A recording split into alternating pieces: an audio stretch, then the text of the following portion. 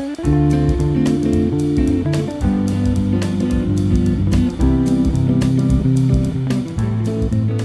2016, les Britanniques David Thouless, Duncan Haldane et John Kosterlitz recevaient le prix Nobel de physique pour leur découverte théorique des transitions de phase topologiques et des phases topologiques de la matière.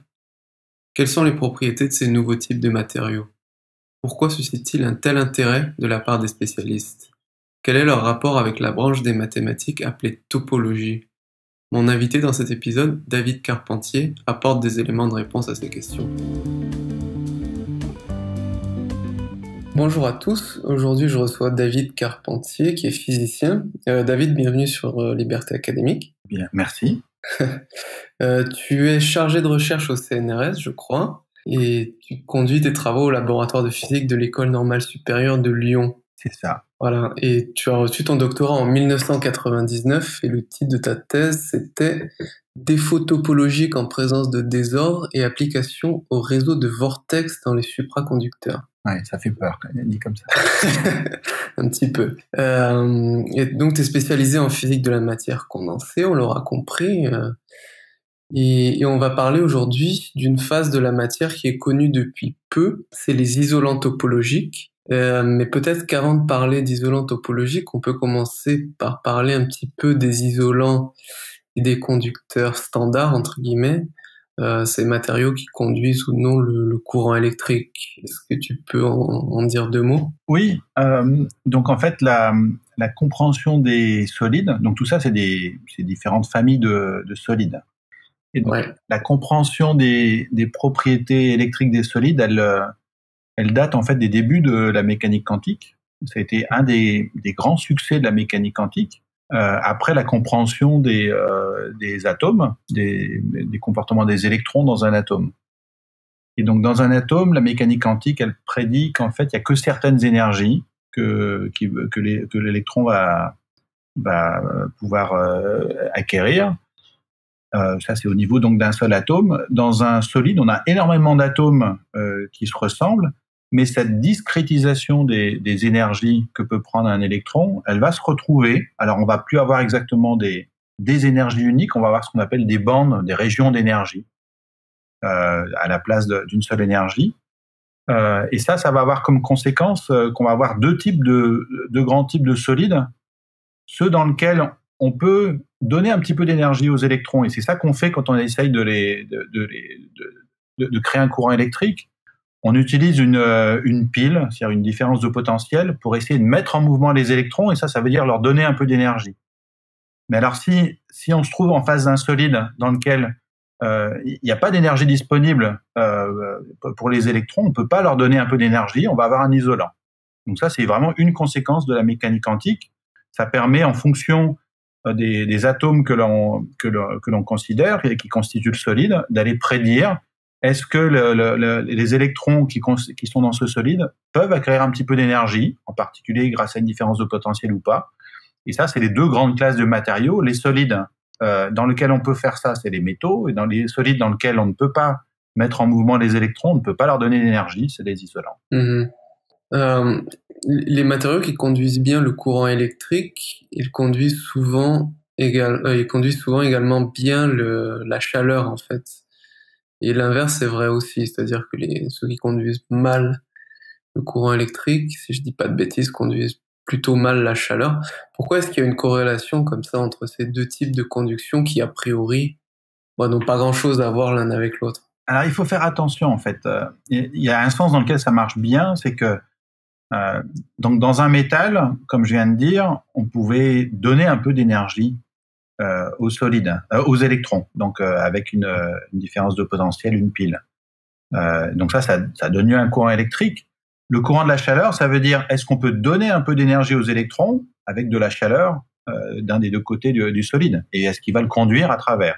Donc en fait, on comprend intuitivement que si les électrons dans un solide peuvent bien conduire le courant électrique, ils vont bien pouvoir conduire la chaleur, puisque c'est relié à la même propriété.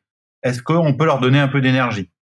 Alors, quand je disais qu'il faut faire un peu attention, c'est on peut transporter la chaleur dans un solide de deux façons. À travers les électrons, c'est ce qu'on vient juste de décrire, mais aussi à travers les petites vibrations du cristal.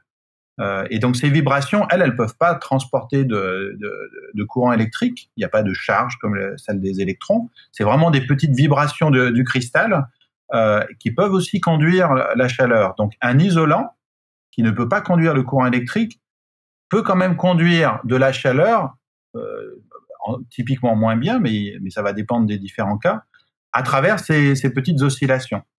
Donc c'est pour ça que je disais qu'il faut faire un peu attention. Quand on conduit bien le courant électrique, on conduit bien la chaleur. L'affirmation inverse n'est pas tout à fait vraie. On peut mal conduire le courant électrique, mais bien conduire la chaleur. Ouais, d'accord. On peut en venir aux isolants topologiques. Oui. Donc peut-être qu'avant même d'expliquer leurs propriétés, on peut dire que c'est quelque chose c'est une phase de la matière, comme on dit, qui a été découverte assez récemment. Peut-être que tu peux dresser un très bref historique. Oui, alors une des raisons pour lesquelles on a beaucoup entendu parler, c'est le prix Nobel il y a 2 ans. Mais le prix Nobel d'il y a 2 ans qui récompensait des travaux pionniers sur ces phases, sur ces états topologiques de la matière, en fait, décrivait des états qui ont été compris, identifiés dans les années 80. Donc, et pendant longtemps, c'était des états qui restaient exotiques. C'était pas des états de petits morceaux de solide à l'état naturel. Il fallait les mettre dans des conditions particulières pour réaliser ces états topologiques. Mais en 2005, donc il y a un peu plus de 10 ans maintenant, là il y a une vraie révolution qui s'est produite puisqu'on a réalisé qu'on avait raté une propriété essentielle de la description des électrons dans les solides. Donc tout à l'heure je disais que c'était une description qui datait des débuts de la mécanique quantique, qui était bien établie. Donc dans la plupart des laboratoires qui étudient les matériaux, c'était une théorie de base que tout le monde apprenait à l'université et puis qu'on remettait pas en cause. Et en 2005, on a réalisé en fait qu'il y avait une propriété qu'on avait ratée. Alors on avait raté parce qu'elle est pas facilement identifiable. Elle est assez abstraite. C'est une propriété qu'on appelle topologique. Donc là, il faut vraiment aller regarder le comportement de l'ensemble des électrons et pas de chaque électron individuellement. Mais lorsqu'on a identifié cette propriété, on a réalisé en fait qu'il y avait plusieurs types maintenant d'isolants. Donc tout à l'heure, on disait un isolant, c'est simple, c'est un conducteur, c'est un solide qui ne peut pas conduire de courant électrique ou de chaleur, ou mal la chaleur, parce que les électrons, on peut pas leur donner d'énergie. Et puis il y avait une classe d'isolants. Les isolants topologiques, c'est des isolants, c'est-à-dire en fait, si on essaye de mettre, de faire traverser le courant, il va pas pouvoir passer à l'intérieur de ces composés, mais par contre, il va pouvoir passer extrêmement bien à la surface. C'est des isolants qui ont à leur surface des métaux remarquables, des métaux qui conduisent extrêmement bien la chaleur, le courant, pardon, et donc c'est des isolants d'un nouveau type, mais où il faut vraiment aller s'intéresser à des propriétés de surface. Et donc ça a vraiment été une révolution puisque on a réalisé que des composés qu'on comprenait, enfin qu'on pensait comprendre très bien, qu'on manipulait assez fréquemment, il y avait des propriétés qu'on n'avait jamais été regardées. Il fallait pour ça aller vraiment s'intéresser uniquement à ce qui se passait à leur surface. Mais ça a été une révolution au sens où ça nous a obligés à aller reconsidérer dans son ensemble la théorie des matériaux. Ah ouais, dans son ensemble. Oui, voilà. Donc c'est en ce sens où ça a eu un impact assez profond. Donc ça, c'est les travaux récents. Et ce qu'on appelle vraiment ces isolants topologiques, c'est ces nouveaux types de matériaux. Donc tout ce que je raconte initialement était vrai, c'est-à-dire qu'on peut pas donner d'énergie aux électrons dans leur ensemble, mais collectivement, ils ont quand même une propriété qui va conduire à ce qu'on appelle des métaux de surface, au fait que c'est des métaux. Alors pour expliquer, je disais il y a un instant, ils sont un peu particuliers ces métaux de surface. Les électrons qui conduisent le courant à la surface de ces isolants topologiques se comportent comme s'ils allaient à la vitesse de la lumière. C'est-à-dire qu'ils sont décrits par des théories qui, initialement, avaient été proposées pour décrire des particules qui iraient à la vitesse de la lumière. Donc, quelque chose qui n'a rien à voir, a priori, avec les solides. Et donc, ça a donné lieu à une certaine fascination, à une compréhension, une recherche pour essayer de comprendre quel type de propriété pouvait se déduire de ce comportement, et donc une partie de l'énorme intérêt qui a eu lieu au cours des dernières années sur ces phases. Le comportement que tu viens de décrire, il vient du fait que dans l'équation qui décrit, disons, la propagation de ces électrons-là, cette équation-là, c'est comme l'équation d'une particule sans masse. C'est ça. Alors, c'est plus qu'une particule sans masse. C'est une particule sans masse qui ira à la vitesse de la lumière. Donc, dans l'histoire, si on revient tout à l'heure, je parlais des débuts de la mécanique quantique. Dans l'histoire de la mécanique quantique, on a commencé par comprendre les comportements des atomes, des solides. Et puis après, conceptuellement, on s'est demandé si la mécanique quantique pouvait aussi décrire des particules qui iraient à des vitesses proches de la lumière, puisque quelque temps auparavant, Einstein avait expliqué que lorsqu'on avait une vitesse qui était proche de la vitesse de la lumière, les équations de la mécanique classique n'étaient plus valables. Il fallait utiliser ce qu'on appelait la relativité d'Einstein. Et donc, conceptuellement, on s'est demandé si on pouvait marier la relativité d'Einstein, la relativité restreinte, et puis cette mécanique quantique. Et c'est ce qui a donné lieu. Alors, le grand monsieur qui a fait ça, c'était Dirac. Et donc, l'équation qui décrit le comportement quantique d'une particule avec une vitesse proche de celle de la lumière, on l'appelle maintenant communément l'équation de Dirac. Et donc, ce que tu mentionnais il y a un instant, c'est que si dans cette équation de Dirac, on considère une particule qui n'a pas de masse et qui va exactement à la vitesse de la lumière, on obtient l'équation qui décrit exactement le comportement des électrons à la surface de ces isolants topologiques. A priori, ça c'est quelque chose de complètement contre-intuitif. On s'attend pas du tout à trouver des particules décrites par cette équation dans un solide. La vitesse des électrons à la surface de ces isolants topologiques n'est pas du tout celle de la vitesse de la lumière. Donc, a priori, aucune raison d'aller chercher l'équation de Dirac ou la relativité d'Einstein dans ces matériaux. Et pourtant, l'équation de Dirac décrit exactement le comportement de ces électrons. Et donc, chaque fois qu'il y a une surprise, chaque fois qu'il y a quelque chose qui est contre-intuitif, c'est un sujet de recherche. Ça nous pousse, du coup, à aller comprendre si le comportement électrique va être différent. Et la réponse est qu'il est différent. On ne conduit pas à la surface de ces isolants topologiques comme dans un bon métal, comme dans un fil de cuivre ou un fil de fer. Donc, il y a des comportements différents dans la façon d'aller contrôler le comportement électrique, d'aller faire un transistor avec les électrons qui seraient à cette surface, etc.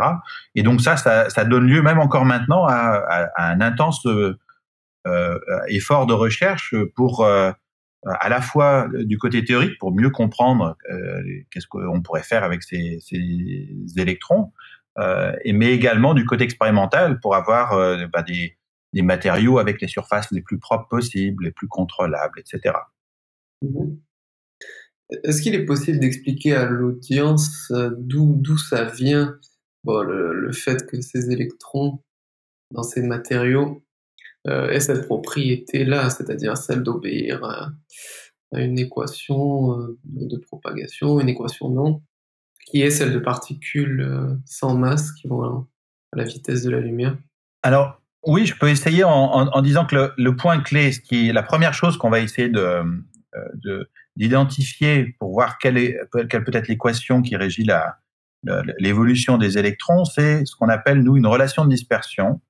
Alors, la relation de dispersion, c'est ce qui va relier l'énergie d'une particule avec sa quantité de mouvement. Donc, quantité de mouvement, c'est pas forcément une notion intuitive, mais ça n'est rien d'autre que la vitesse fois la masse des particules. C'est une quantité qui généralise cette vitesse fois cette masse, puisque on peut même du coup même les particules qui n'ont pas de masse ont quand même une quantité de mouvement. C'est vraiment la quantité de vitesse, de mouvement qu'ont ces particules. Donc, lorsqu'on regarde maintenant comment l'énergie de la particule dépend de sa quantité de mouvement, on a un premier indice de la nature de la dynamique, de quelles sont les équations qui vont régir cette dynamique. Pour toutes les particules qui existent dans la nature, on a une relation qui est quadratique. C'est celle, par exemple, si vous prenez une balle c'est analogue à ce qui se passe à notre échelle. On prend une balle de tennis et on la lance, et c'est ce qu'on dit par exemple pour une voiture, on va avoir une énergie qui se comporte comme la vitesse au carré de la particule. Bon, en fait, ce qu'on est vraiment en train de dire, c'est que l'énergie se comporte comme la quantité de mouvement au carré. Et donc, si jamais on double la vitesse, on va avoir une énergie qui va être 4 fois plus grande. Je t'interromps quand même une seconde parce que pour les photons, c'est pas, voilà, c'est pas. Bah, justement, pour les photons, c'est pas le cas. Les photons, leur énergie est proportionnelle à leur quantité de mouvement. Ben justement, les photons, c'est des particules qui n'ont pas de masse et qui vont à la vitesse de la lumière. Voilà. Et donc, ça, c'est une première signature qu'on va chercher. C'est si on trouve localement les énergies des électrons qui se comportent en fonction de leur quantité de mouvement de façon linéaire, proportionnelle à la quantité de mouvement, à ce moment-là, on se dit on n'est pas en face d'électrons qui ont un comportement habituel, qui ont un comportement d'électrons qui ont une masse. Tout se passe à ce moment-là comme s'ils avaient comme s'ils avaient perdu leur masse. Et c'est effectivement donc ce qui se passe à la surface de ces isolants topologiques. Lorsque l'on regarde la relation entre leur énergie et leur quantité de mouvement, elle est linéaire. Et donc c'est ça qui est le premier indice du fait que leur dynamique est inhabituelle et qui après nous a permis, donc après la compréhension elle est plus fine, elle permet vraiment d'aller identifier l'équation qui régit la dynamique de ces électrons et qui est effectivement une équation de Dirac. D'accord.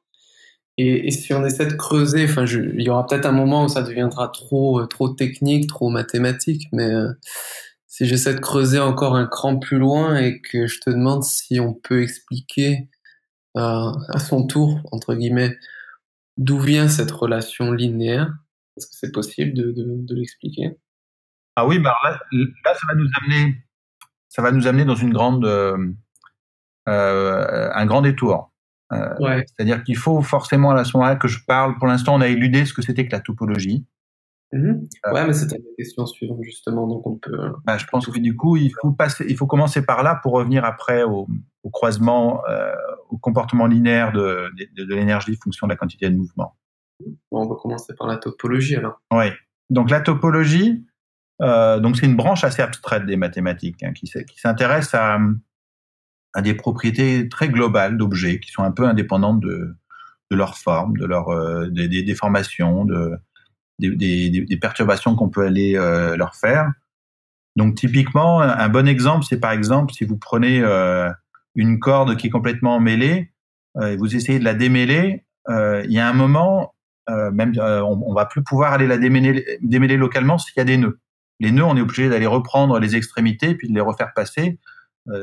Toute personne qui a un peu démêlé un tas de nœuds sait qu'il y a un moment, ces nœuds-là, c'est ce qui nous embête. Et donc, le nombre de nœuds dans une corde, ça va être quelque chose qui est une propriété topologique. On peut aller secouer, modifier dans tous les sens. Tant qu'on va pas toucher aux extrémités, le nombre de nœuds, c'est une constante. C'est une propriété globale.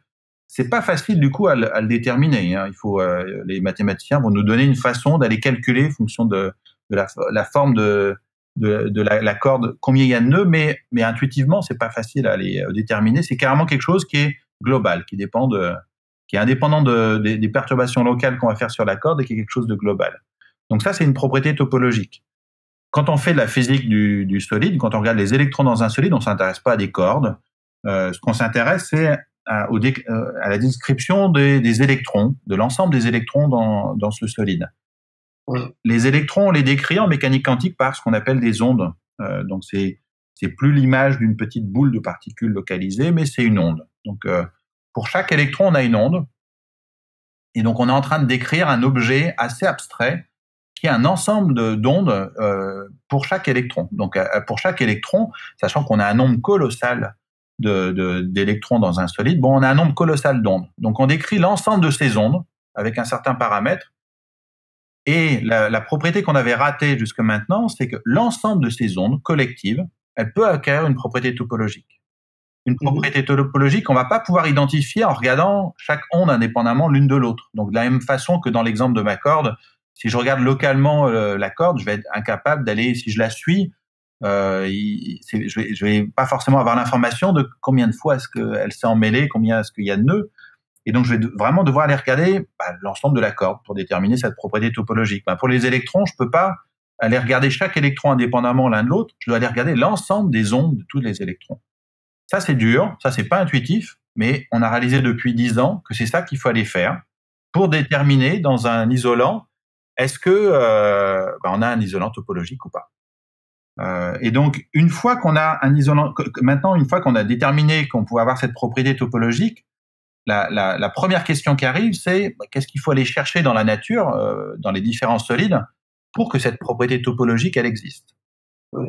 Et alors, la recette, ça revient à aller échanger. Donc, tout à l'heure, je disais, dans un isolant, quand on a commencé, j'ai commencé par dire un isolant, ça correspond à un ensemble d'électrons où on peut pas leur donner d'énergie. Il n'y a pas d'énergie disponible juste au-dessus de leur énergie pour les accélérer avec une différence de potentiel, avec une pile. Ça veut dire, dans les physiciens, ils aiment bien parler de lacune en énergie, c'est-à-dire qu'il y a une région où il n'y a aucun état disponible, une région en énergie où il n'y a aucun état disponible. La recette pour créer un isolant topologique, c'est de prendre un état au-dessus de cette région interdite et de le faire passer en dessous. C'est quelque chose je ne sais pas si ça c'est une notion qui est compréhensible. Ça s'appelle ce qu'on appelle nous une inversion de bande, c'est-à-dire on s'attend à aller dans la plupart des métaux à ce que un état qui soit haute énergie au-delà de cette région interdite, il reste. Dans les isolants topologiques, c'est un état qui va se retrouver en dessous de la région interdite. D'accord ? Ouais, mais comment est-ce qu'il se retrouve en dessous ? Alors c'est la recette, ça va dépendre de propriétés des atomes qui constituent le solide. Maintenant, on n'a pas de méthode à coup sûr. C'est ce qui explique que ce soit encore un sujet de recherche du côté des matériaux. On a des ingrédients nécessaires. On sait quand est-ce que ça peut se produire. Donc, il faut typiquement aller chercher des métaux, des solides avec des atomes très lourds. Parce qu'on a besoin d'une propriété de ces atomes très lourds qui s'appelle le spin orbit, sur lequel je pense que c'est peut-être pas la peine qu'on s'apesantisse, mais on connaît voilà les recettes pour aller chercher cette propriété, et puis après, au cas par cas, on va aller compter le nombre de nœuds, la propriété topologique de ces ensembles d'atomes. Donc, ce que l'on sait, c'est que quand cette propriété topologique elle est pas standard, à ce moment-là, ça veut dire que on a réussi à inverser deux états. Un qui se trouvait au-dessus de la bande d'énergie, un qui se trouve en dessous de la bande d'énergie. Et une telle inversion, c'est un nœud. Et une telle inversion, c'est un nœud. Ça nous dit, ça y est, on a gagné, on a un isolant topologique. Alors, oui, maintenant, on peut revenir à ce qui se passe à la surface des isolants topologiques. Et on peut voir pourquoi ça va nous donner lieu. Alors là, on va essayer de décrire maintenant ce qui s'appelle une surface d'un isolant topologique. Donc, une surface d'un isolant topologique, plutôt que de dire simplement c'est l'isolant qui s'arrête, on va essayer de commencer par décrire ce qui se passe entre deux matériaux, deux isolants. On prend un isolant qu'on appelle standard, c'est-à-dire dans lequel il n'y a pas ce nœud, et puis un isolant topologique dans lequel il y a ce nœud. Et puis maintenant, on va essayer de décrire l'interface entre ces deux isolants. Et donc, qu'est-ce qu'on va faire ? À nouveau, on revient à notre outil favori, la mécanique quantique. On se dit, on va essayer de décrire le comportement des électrons en décrivant l'interface comme un milieu qui extrapole, un milieu continu qui extrapole entre les deux isolants. À gauche de l'interface, c'est l'isolant trivial, standard. À droite, c'est l'isolant avec le nœud, l'isolant topologique. Et puis, on essaie de trouver une façon continue d'évoluer d'un côté à l'autre. Alors maintenant, à gauche, on a notre isolant standard, c'est-à-dire que si je regarde l'ensemble des phases des électrons, il n'y a pas de nœud. À droite, si je regarde l'ensemble des phases des électrons, il y a un nœud. Et je viens de dire tout à l'heure que le nœud, la propriété topologique, c'est quelque chose qui est robuste par rapport à toutes les déformations. Donc, je vais pouvoir essayer de déformer de toutes les façons que je peux les électrons de droite. Je ne peux pas enlever le nœud. Et déformer, ça veut dire quoi ? C'est exactement ce que j'essaye de faire quand j'essaye de décrire l'interface. J'essaye de dire comment est-ce que les électrons de gauche se connectent avec les électrons de droite, comment les ondes de gauche se connectent avec les ondes de droite. Et donc, la propriété topologique me dit que je ne peux pas déformer l'ensemble des électrons sous la barrière en énergie de l'isolant de gauche et de l'isolant de droite. C'est la propriété topologique. Qu'est-ce que je suis obligé de faire ? Je suis obligé forcément d'aller prendre le fameux état au-dessus de la bande d'énergie qui avait été inversé à droite. Je suis obligé d'aller le prendre lui et de le déformer avec un électron qui se trouve en dessous de la zone interdite en énergie à gauche. En faisant ça, on est en train de faire ce qu'on appelle un croisement d'énergie. On est en train de prendre deux énergies, une en haut et une en dessous de la zone interdite en énergie, et on est en train de les échanger à travers l'interface on est en train de créer un croisement d'énergie. Et qui dit croisement d'énergie dit que localement, ces énergies vont avoir un comportement linéaire, vont à nouveau se comporter linéairement et plus quadratiquement avec la quantité de. Pour connecter comme ça, oui. Voilà. Donc ça c'est. Alors là, on est dans l'aspect le plus complexe des phases topologiques. C'est pourquoi est-ce que un nœud, une propriété topologique, donne lieu à ce comportement linéaire de l'énergie avec la quantité de mouvement à la surface. C'est quoi le lien entre physique de particules qui vont à la vitesse de la lumière et propriétés topologiques? Oui. Voilà. D'accord. Oui. Est-ce que l'intérêt qu'ils suscitent, ces matériaux, est purement académique parce qu'ils ont des propriétés vraiment inhabituelles? Ou est-ce que y a des gens qui pensent que ils vont pouvoir être utilisés pour tel ou tel type de technologie? Alors, chaque fois qu'on trouve une grande classe de matériaux, il y a des applications. On pense à des applications potentielles. Là, c'est comme je disais tout à l'heure, on n'a pas découvert un état de la matière qui suppose des conditions très particulières d'être de vide, de très grands champs magnétiques ou de très basse température. On a découvert une nouvelle propriété de matériaux à température ambiante, d'une grande classe de matériaux. Et donc forcément, comme ils donnent lieu à un nouveau comportement à leur surface, on s'est posé la question de qu'est-ce qu'on allait pouvoir faire avec ces nouveaux matériaux. Et comme souvent, il faut rester modeste. Il y a les applications auxquelles on pense dès le début, et puis il y aura sûrement des surprises. C'est simplement des nouvelles briques avec lesquelles on va pouvoir jouer. Une fois qu'on les a caractérisées, les applications vont venir maintenant ou dans quelques années ou voire plus tard. Donc, parmi les applications qui ont été entrevues dès le début et sur lesquelles il y a des efforts même industriels maintenant, il y a ce qu'on appelle la spintronique. Donc, c'est ce serait une nouvelle électronique qui serait basée non plus sur la charge. Donc, l'électronique habituelle, elle consiste à transporter les charges des électrons, à créer des courants locaux, à les arrêter avec des champs électriques, donc à manipuler les charges des électrons. On est assez limité, on atteint assez vite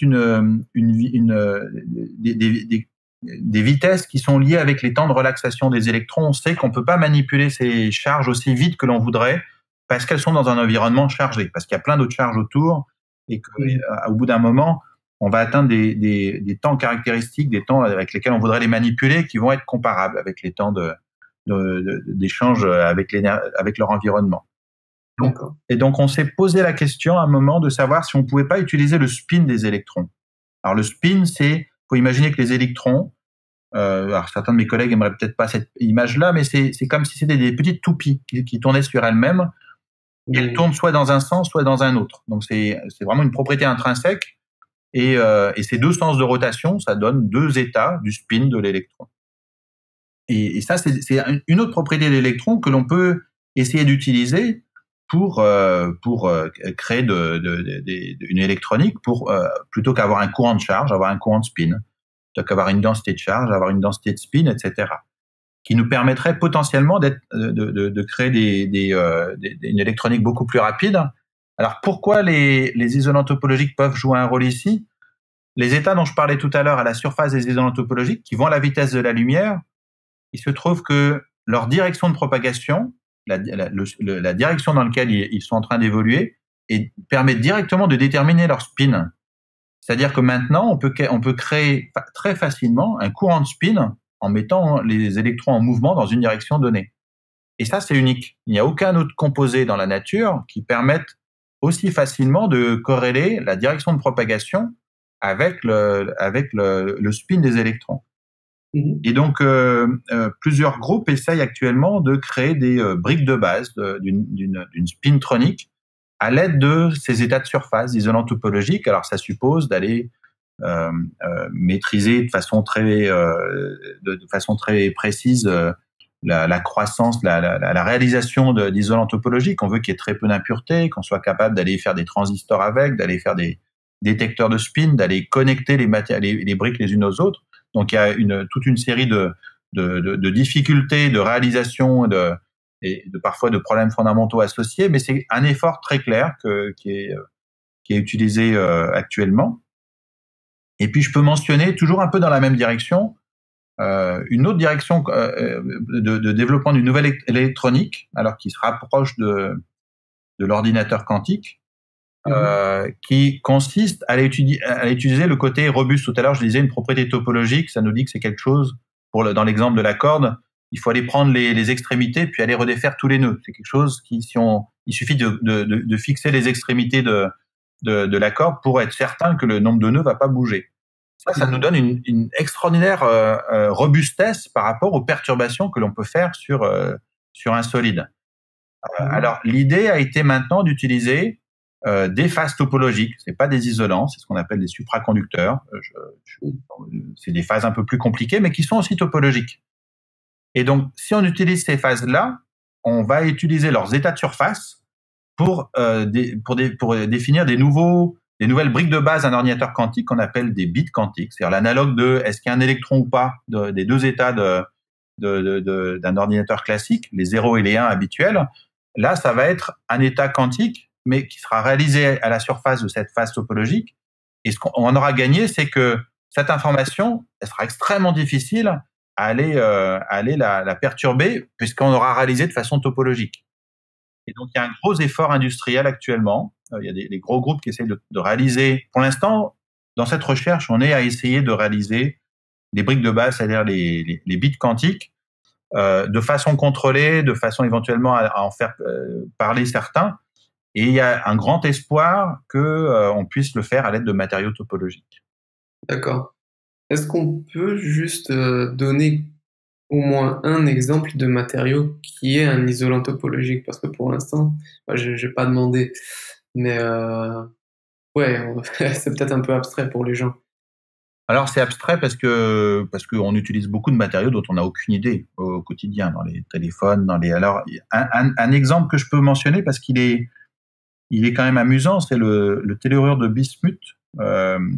Pourquoi il est amusant? Parce que c'est un matériau qui était extrêmement connu des gens qui travaillaient sur les matériaux et même pour les applications industrielles, puisque c'était un excellent thermoconducteur, thermoélectrique. Alors ça, c'est des matériaux qui, à partir de la chaleur, permettent de produire de l'électricité.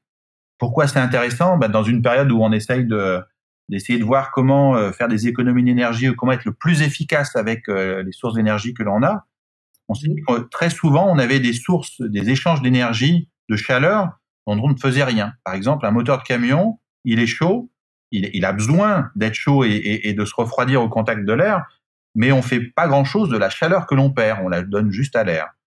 Une idée, c'est d'essayer de récupérer cette chaleur. Donc on se dit, le moteur est chaud, l'air est froid, il va en donner à l'air. Peut-être qu'on pourrait, de ce flux de chaleur, récupérer de l'énergie. Pour ça, il faut le convertir, par exemple, en électricité. Donc, il faut essayer d'utiliser un matériau thermoélectrique le plus efficace possible pour qu'il produise de l'électricité à partir de cette énergie dont on ne faisait rien. Et le matériau qui, depuis bien longtemps, était le meilleur matériau, c'était celui qui était le plus efficace pour faire ça, c'était ce fameux tellurure de bismuth. Et donc, on avait travaillé dessus, les gens avaient essayé de le faire croître de la façon la plus propre possible, etc. Et puis on a réalisé en 2007 qu'en fait c'était un isolant topologique. Donc alors qu'on l'utilisait de façon assez courante, alors pas vraiment pour faire du transport électrique, c'était pour produire de l'électricité, on a réalisé que c'était un matériau, un isolant topologique. Ça c'est un exemple. Je peux en citer un autre qui avait aussi énormément d'applications, c'était le tellurure de mercure, donc HGTE en langage barbare de physiciens, qui était un excellent détecteur infrarouge. C'est sûrement un des meilleurs détecteurs infrarouges qui sert par exemple alors pour détecter des personnes, pour détecter des sources de chaleur qui émettent dans l'infrarouge. Il y avait eu de gros efforts qui avaient été faits pour différentes applications, dont d'ailleurs des applications militaires, pour essayer de le maîtriser, c'est-à-dire de faire des composés électroniques de haute qualité à partir de ce matériau. Et puis même chose, on a réalisé que c'était un excellent isolant topologique euh, alors d'ailleurs, ce qui a été amusant, c'est que c'était sans doute le seul groupe qui n'avait pas d'intérêt militaire, mais qui l'avait développé, qui a très rapidement sauté sur l'occasion de faire de la recherche sur les isolants topologiques. Les autres groupes qui avaient des intérêts industriels ont pas trop saisi l'intérêt au début.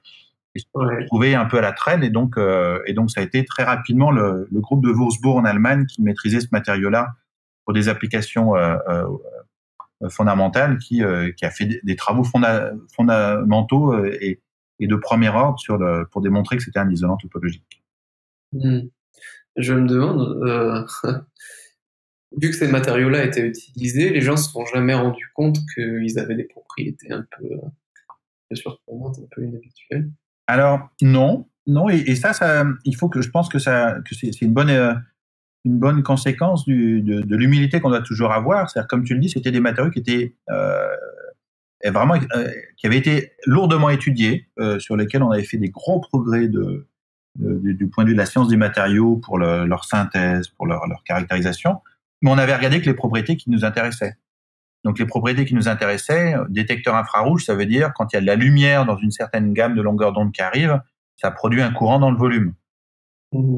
Alors que nous, ce qui nous intéressait, c'était aller regarder si, lorsque l'on mettait une différence de potentiel, une pile entre deux de leurs bords, est-ce qu'on était capable de faire passer un courant à leur surface? Et ça, c'est pas facile d'aller voir que le courant ne passe qu'à la surface, que c'est pas dû à des impuretés. Ça demande d'aller sonder d'une façon particulière. Donc, il faut toujours avoir une idée de qu'est-ce qu'on cherche pour découvrir. Ok. Ouais, ma question suivante concerne tes recherches à toi, plus précisément, parce que là, on a parlé de manière très générale. Quelles sont les questions qui t'intéressent en particulier à propos des isolants topologiques? Alors sur les isolants topologiques, j'ai une activité qui va en décroissant, hein, sur les isolants topologiques. Sur les phases topologiques, non, mais on a fini par comprendre pas mal de choses. Donc sur les isolants topologiques, ce qui m'intéresse encore, c'est tout à l'heure, je parlais de la description des interfaces, le fait qu'il y avait ces états qui se comportent comme s'ils vont à la vitesse de la lumière. Et en fait, avec des collègues de Paris et d'Orsay, et puis le groupe de Würzburg dont je parlais récemment, on a récemment réalisé que la description que tout le monde utilisait, elle n'était pas aussi simple que ça. Qu'en fait, lorsqu'on décrivait une interface qui était vraiment continue, qui n'était pas trop abrupte et pas trop sale, la physique était plus compliquée que ce qu'on pensait, et qu'en particulier, tout ce qui est l'électrostatique, la façon avec laquelle on peut bouger les charges, avec laquelle on peut essayer d'aller créer des champs électriques, était complètement différente de ce à quoi on s'attendait. On s'attend à ce que, donc du coup, on a découvert qu'il y avait une nouvelle électrodynamique, comme on appelle ça, un nouveau comportement des champs électriques dans ces interfaces.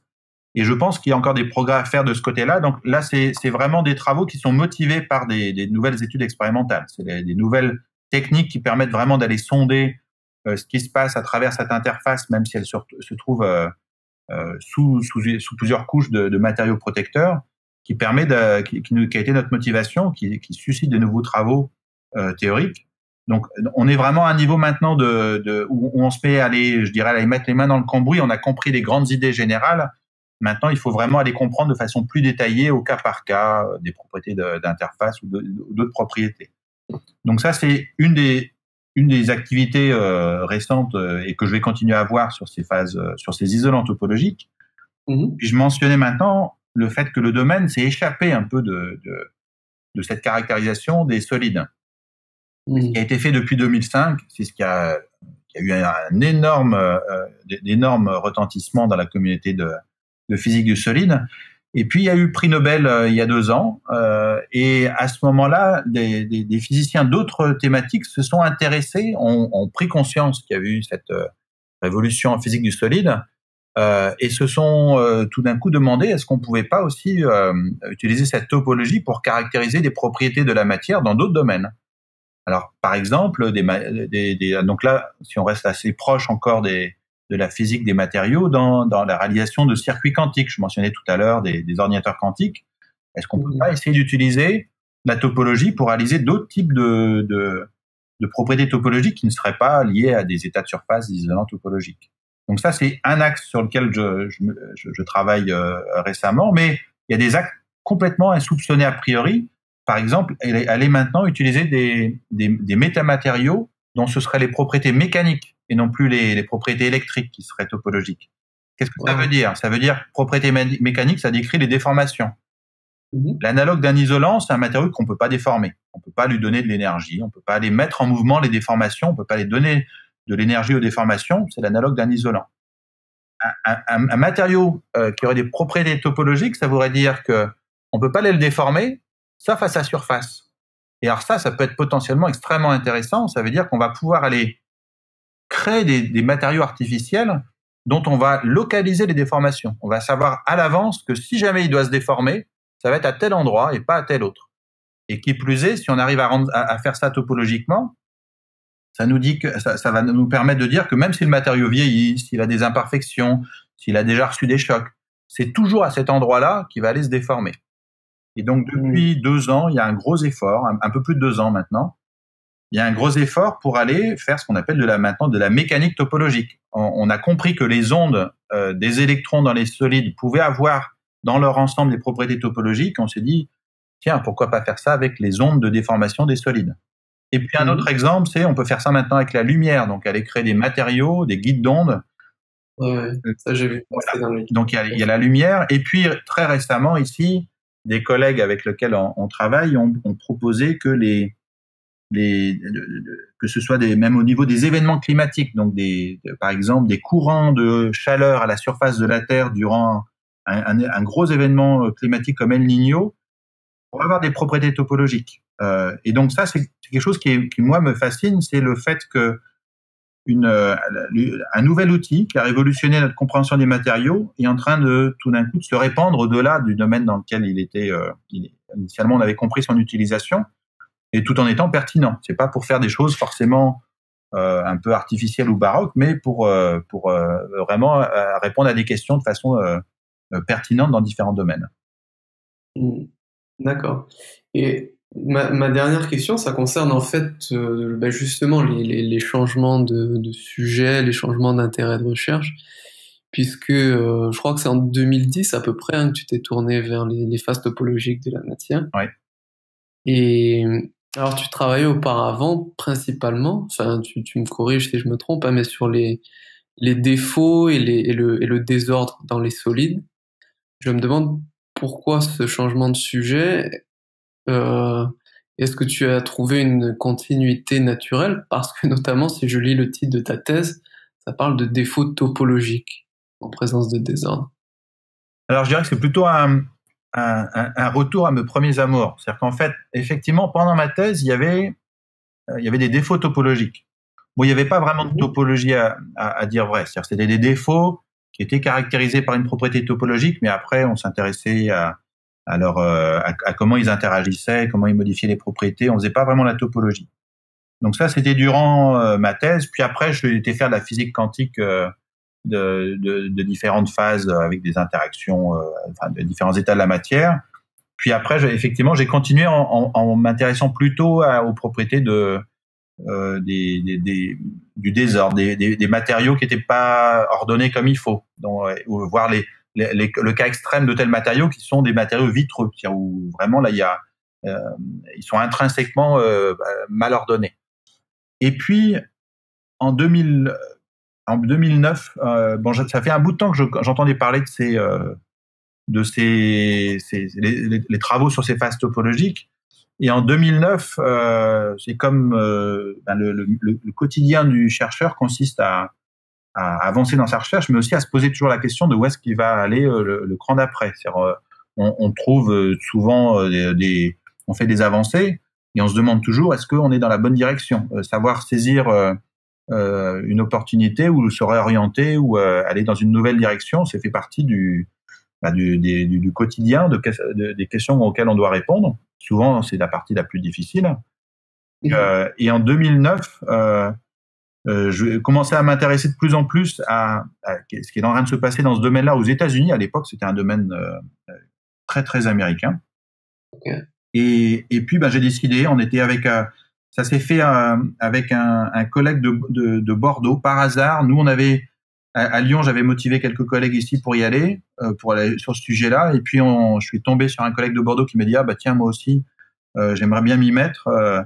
Et donc on a collectivement, on s'est dit allez, on se lance là-dedans. La façon qu'on a eu de le faire, ça a été d'organiser la première conférence sur le sujet en Europe. Donc pour ça, ce qu'on a fait, on a fait venir les spécialistes du domaine qui étaient aux États-Unis pour venir faire une conférence, et on a tout de suite saisi qu'il y avait un intérêt énorme, puisque on a été un peu débordé par le succès venant de tous nos collègues européens de cette petite, ce qui était à l'origine vu comme un petit workshop et une petite conférence.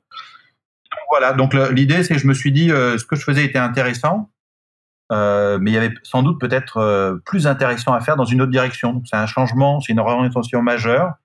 Je suis enchanté de l'avoir fait. Mon seul regret, c'est de ne pas l'avoir fait plus tôt. Ah ouais, ok.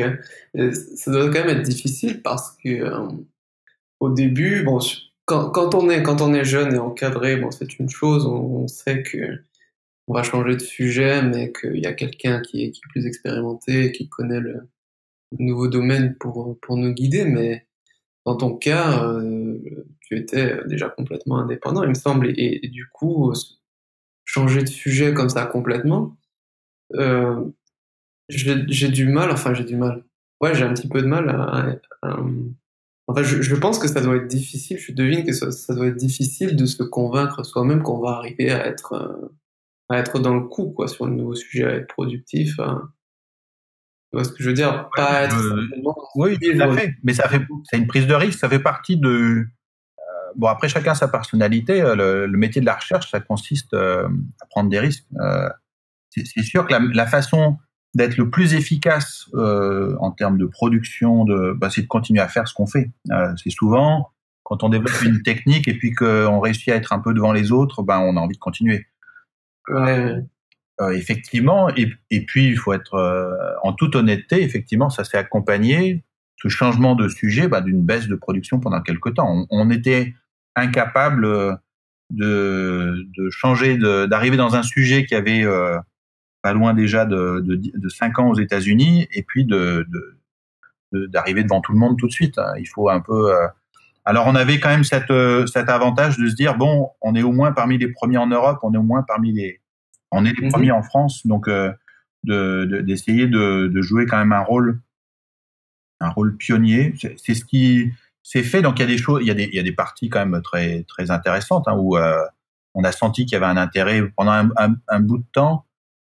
Du coup, j'ai été conduit à faire des séminaires, non pas sur ce que je faisais, mais sur une introduction à ce sujet-là. Donc c'est plaisant, ça permet de voir l'intérêt qu'a une communauté pour un nouveau sujet. C'est aussi frustrant parce que pendant quelque temps, on ne parle pas de ces travaux, mais on parle du sujet dans lequel on a été le premier à se plonger. Voilà, je regrette, comme je disais, la seule chose que je regrette, c'est de ne pas l'avoir fait plus tôt. Ok. Écoute, j'ai fait le tour de mes questions, David. Est-ce qu'il y a quelque chose que tu voudrais rajouter? Est-ce qu'il y a un point que tu penses important que j'ai laissé de côté? Pas du tout. Non, je pense qu'on a parlé c'est un sujet difficile. Je pense qu'il faut le revenir. Donc j'ai été amené plusieurs fois du coup à en parler avec des journalistes ou dans des revues même de vulgarisation où typiquement je sais que c'est un sujet difficile d'accès à cause de la technicité à chaque fois qu'on parle de topologie et des descriptions qui sont derrière, c'est un sujet difficile, mais fascinant. Donc j'encourage à chaque fois toutes les initiatives qui visent à essayer de l'expliquer au plus grand nombre. Voilà. Okay. Écoute, aujourd'hui, voilà un exemple d'une initiative qui était vraiment la bienvenue. Ouais, écoute, merci beaucoup, David. Merci à toi, c'était un plaisir. Voilà. Écoute, bon courage pour la suite de tes recherches. Merci. Allez. Bonne fin d'après-midi. Ouais, merci. Toi aussi. À bientôt. Salut.